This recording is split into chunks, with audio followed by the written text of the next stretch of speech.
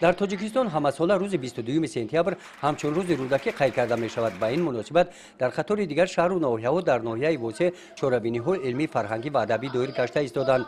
در مؤسسه تحصیلات میانه عمومی رقم 20 در همبستگی با تشکیلات ابتدایی اتفاق جوانان تاجیکستان بخشیده بر روز رودکی محفل ادبی تحت عنوان رودکی پایه‌گذاری ادبیات کلاسیک فارس تاجیک با اشتراک خوانندگان مؤسسه‌های تعلیمی دهات توگرک دایر کرده شد. محفل با سخنرانی خوانندگان با صحیفه‌های جالب از حیات و فعالیت ایجادی شاعر پرمضمون گذشته، نورسان با اشتراک در آن تاثیرات نیک برداشتند. در این چهاربین خوانندگان از ایجادیات شاعر 300 بیت خواندند. طبع متصدیان شعبه معرفی ناحیه و نمایندگان اتفاق جوانان تاجیکستان قدم بودند در زمینه آزمون فروغ حساب دانایی کتاب است. چنین چهاربینی‌ها راه اندازی گردیده توجه جوانان و نورسان برای از خود نمودن آثار ادیبان کلاسیک فارس تاجیک سال تا سال می‌افزاید.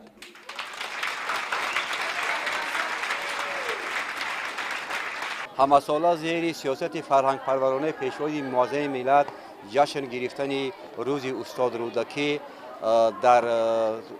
در سمت خودشناسی و خودآگاهی نسل جوان ما نقش بارزی می‌بازد. زیرا ما هر قدر به تاریخ گذشته نزدیک می‌شویم، هر قدر را عمیق‌تر و ژرف‌تر می‌آموزیم، همان قدر حس وطن دوستی ما بالا می‌رود و نسل جوان ما می‌داند که اولادان آنها گذشتگان آنها از کدام سرچشمه‌ها منشأ می‌گیرد و وقتی که این را می‌داند افتخاری وطنداری او بالا می‌گیرد. او بیشتر از هر وقت دیده وطن خود را دوست می‌دارد. احترام او به گذشتگان، به نیاگان و به این سرزمین اجدادی زیاد می‌شود.